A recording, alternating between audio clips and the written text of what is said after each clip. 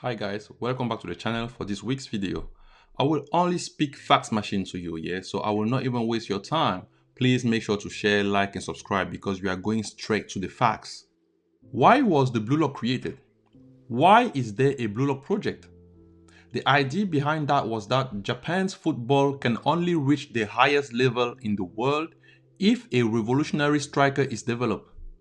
This idea emphasizes the importance of individual talent. While we may speculate about whether this remains the ultimate goal, that means developing one striker, it is clear that having more than one innovative strikers will benefit the future of Japan's football a whole lot. To be regarded as the best in the world, one must produce results demonstrating this very same status. In football, this means winning matches. You have to win your games. The winning team is determined by who scores more goals than their opponent. That's all. Whether during the regular time, extra time, or even in the penalty shootout, the one who scores the most wins. What is a revolutionary striker? What kind of ego is Jinpachi ego seeking? He mentioned it himself quite early on, right? He is looking for people who disregard common sense and are obsessed with their own victory. The common sense of other people does not influence the people ego is looking for. I need to say it again. Whenever you read this story, you people tend to use your common sense. I do that also. But he's not looking for people that will act in the way that our common sense makes sense. He's looking for people that have their own logic and they are obsessed about their own victory. When you take that into account, you may think that the end justifies the means, right? However, that is not the case. We have the case of Kwon, who was introduced early on to demonstrate that there are unacceptable ways to achieve victories. There are ways to win that you cannot accept in football. His action led ego to label him as the lowest of the low. It is important to remember that while Jinpachi ego promotes an obsession with personal logic for the sake of winning, at the same time, he criticized Kwon for doing the same. There's a bit of a contradiction here, which means whatever Jinpachi ego is trying to teach applies within a specific context. For example, Malicia can be applied similarly to how Igaguri does it. He uses it to bend the rules.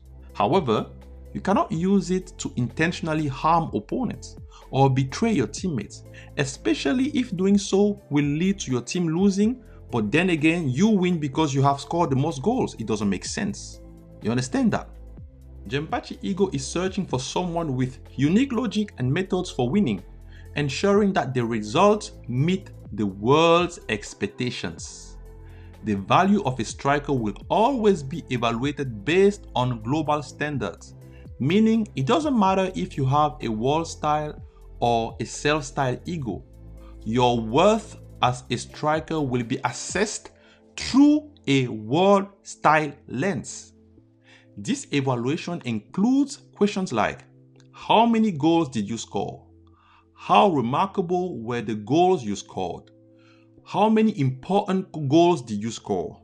Do you only score against weaker teams and fail to perform when the light shines the brightest? Do you negatively impact your team's performance? Those are the questions that need to be answered. Because to evaluate a player, you will always use a Worldstyle lens. You will always try to achieve results that mean something to the world. Whether you agree or not, because using this framework will make your favorite characters look worse in the grand scheme of things. But you cannot deny that the whole story has repeatedly hammered this concept. Noel Noah serves as a prime example of living according to his own principle, yet his achievements are analyzed through a Worldstyle lens. He ranks among the top strikers in the world. This success was not his initial intention. It emerged as a byproduct of his approach. The bidding system in the NEL also reflects this phenomenon. Isagi's status as Japan's hero is similarly a result of his actions. While you could argue that Rin performed better than Isagi in the U20 game, the whole world recognizes Isagi as the heart of the team. He contributed with 1 assist and scored the winning goal. Additionally, he made a crucial interception at a critical moment to block Sai's corner kick aimed at Shido. I can go on and on. All those results place him higher than Rin in the rankings when you view it from a Worldstyle lens. I say it again. It's very important, and you may not like this because your favorite character will look bad, but this is how players are evaluated. Many of you seem to forget that we are engaged in the story, and as such, the plot is important. Some people have complained about why Loki didn't attempt to play with Charles when he was on the pitch. But if Loki had done that, he would have scored for sure, and he would have ended the game. And that's not the direction the story wanted to take. That's why the story gave us elements to prevent that. Loki only came on the field because of Rin.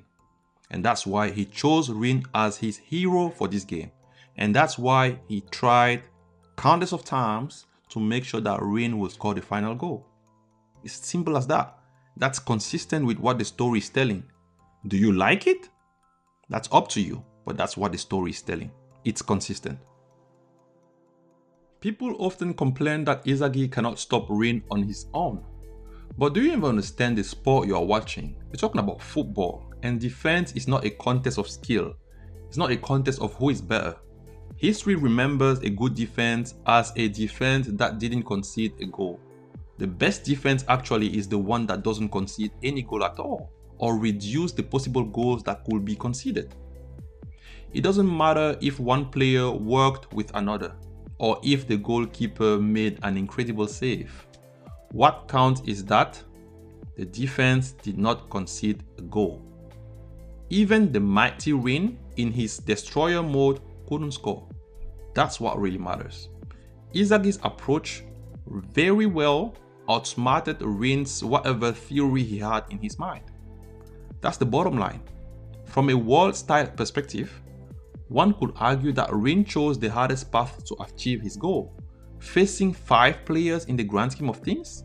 Like while Shido was only marked by Ness, like Shido had 1 player on him. If Rin made a pass at that moment, don't you think Shido would easily cook Ness and score? Rin's failing to score will certainly not contribute positively to his overall assessment, even though no one can dispute his incredible skills. While this may be a harsh truth, it is how the world perceives the situation. It's absurd how people praise Isagi for his ability to swiftly adapt and eliminate any feelings or ideas that hinder his progress, yet the very same people will complain when Isagi does exactly that. Like, how can you praise someone for something and then blame him when he does that to the extreme? And that extreme is expanding his option, even including the clearly superior choice of teaming up with Kaiser. Like, if teaming up with Kaiser is the best option for Isagi, he has to take it. Like, how can you complain? How is this out of character for Isagi? I am consistently emphasizing that winning is his top priority. How many times did I tell you that in videos? Did I even need to repeat it again? Like, come on. The fact that Isagi literally says he's willing to sell his soul to win, that's the proof of his commitment to achieving success. It showcases his determination to do whatever it takes. Of course, while making sure that he scores high on a Worldstyle assessment, because Isagi has a Worldstyle ego, so for him it's easy. He will never act like Kwon in the beginning of the story. Kwon probably had a self-style ego. A Worldstyle egoist will always try to win, and that win will definitely score high using a world-style lens, because that's the lens the football community uses, even to give awards such as the Ballon d'Or and whatever the case may be. Yeah, if you win a competition, it's because you were the best team. The best team is the one that scores the most goals. Maybe you didn't play the perfect type of football, but history will remember that you won. That's it. Teamwork, working with your teammates in football, it adds points to your assessment as a player. The world sees it. So you people that want to slander Isagi because he teamed up with Kaiser, or he will again team up with him in the future, it is not the slander that you think it is. It is not. Newsflash, you need your teammates to win in football. Even the genius Lionel Messi didn't score all his goals on his own. Alright?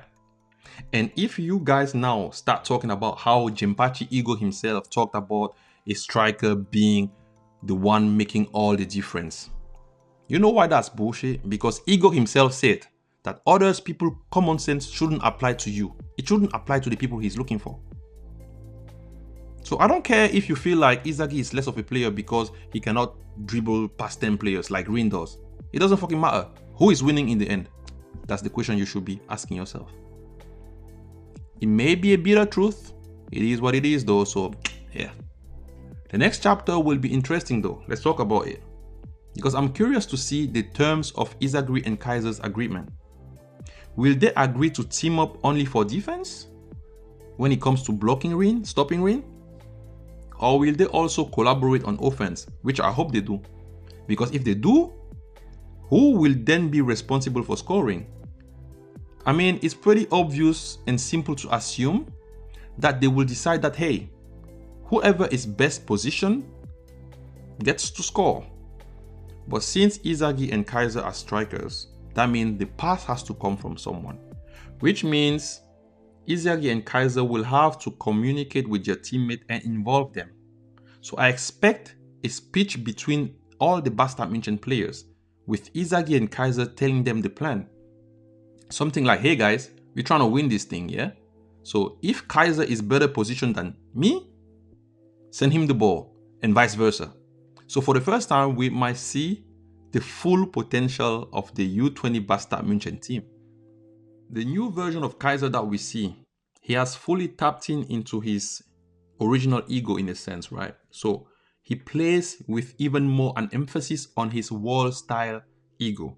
That means Kaiser wants to win just as much as Isagi, if not more. So far, we have seen how, even though it was not intentionally, both players have been working together to some extent.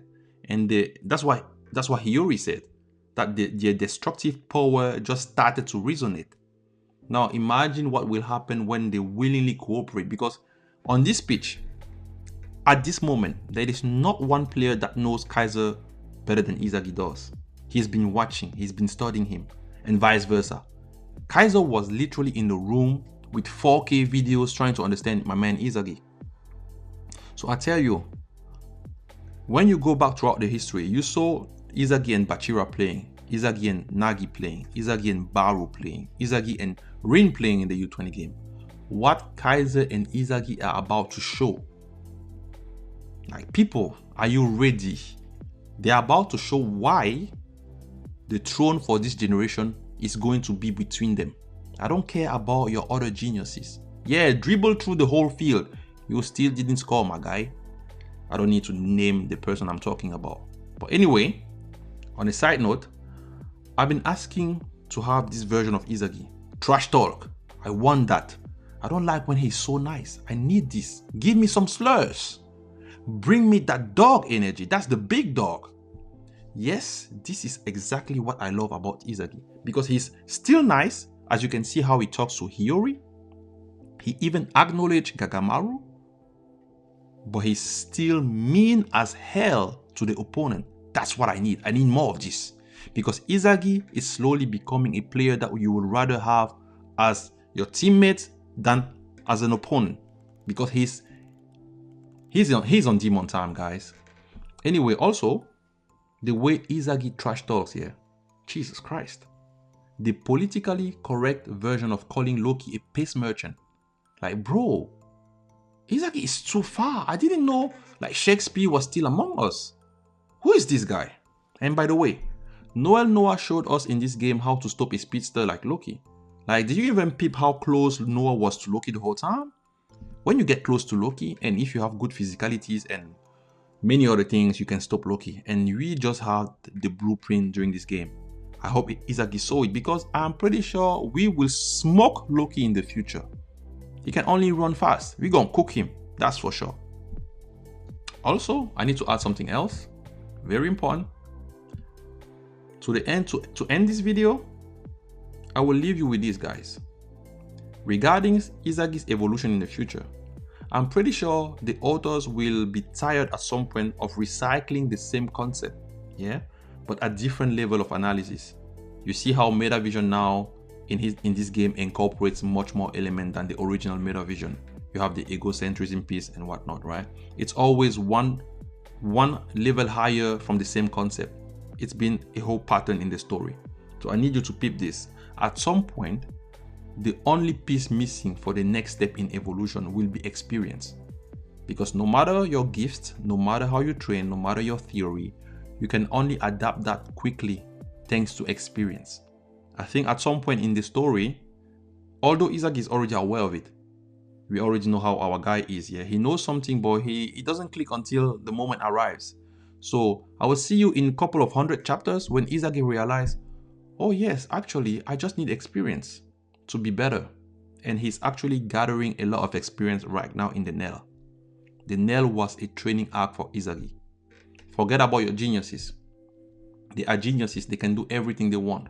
But we, Isagi fans, are eating good because our boy, he's going to win however he wants to. He's going to use logic. He's not like Superman, he's more like Batman. Always prepared. He got them tools. He got the strategy. You got superpowers, we got kryptonite. Either way, that's going to be it for the video. I very much enjoyed this chapter and I had to drop a review. Please share your thoughts down below. Make sure to share, like, and subscribe, guys. Very important. And yeah, I'm gonna see you in the next one.